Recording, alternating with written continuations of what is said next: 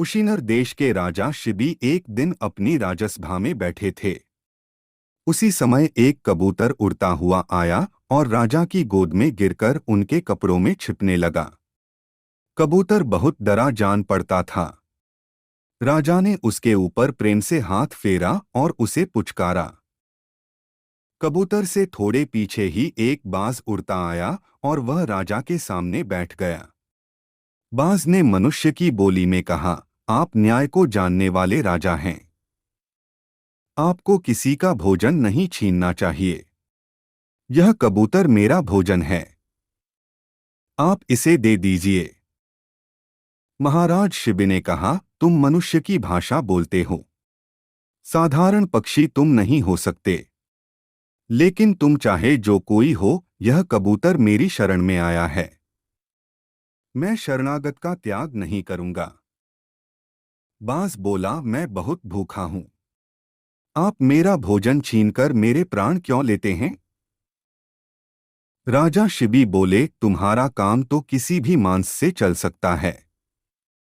तुम्हारे लिए यह कबूतर ही मारा जाए, इसकी क्या आवश्यकता है? तुम्हें कितना मांस चाहिए? बाज कहने लगा, महाराज, कबूतर मरे या दूसरा कोई प्राणी मरे, मांस तो किसी को मारने से ही मिलेगा। सब प्राणी आपकी प्रजा हैं, सब आपकी शरण में हैं। उनमें से जब किसी को मारना ही है तो इस कबूतर को ही मारने में क्या दोष है? मैं तो ताजा मांस खाने वाला प्राणी हूं और अपवित्र मांस मैं खाता नहीं। मुझे कोई लोभ भी नहीं है।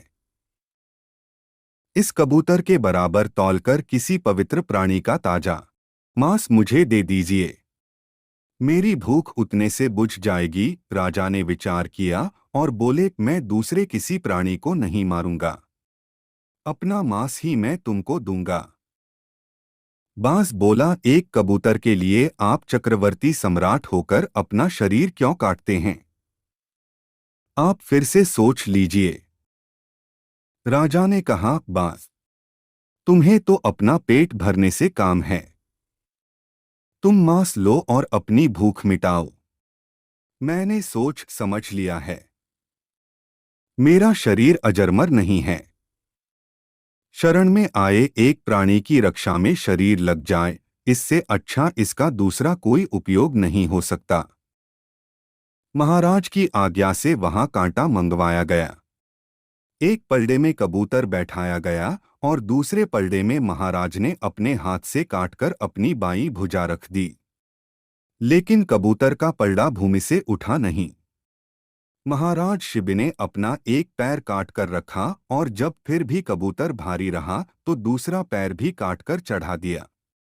इतने पर भी कबूतर का पलड़ा भूमि पर ही टिका रहा। महाराज शिबी का शरीर रक्त से लथपथ हो गया था, लेकिन उन्हें इसका कोई दुख नहीं।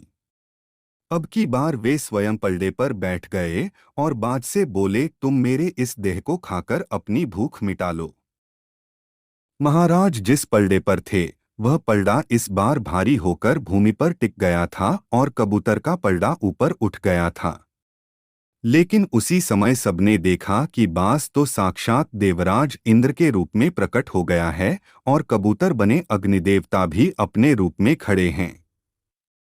अग्निदेवता ने कहा, महाराज, आप इतने बड़े धर्मात्मा हैं कि आपकी बराबरी मैं तो क्या विश्व में कोई भी नहीं कर सकता। इंद्र ने महाराज का शरीर पहले के समान ठीक कर दिया और बोले, आपके धर्म की परीक्षा लेने के लिए हम लोगों ने यह बाज और कबूतर का रूप बनाया था। आपका यश अमर रहेगा। दोनों देवता महाराज की प्रशंसा करके और उन्हें आशीर्वाद देकर अंतर्धान हो गए।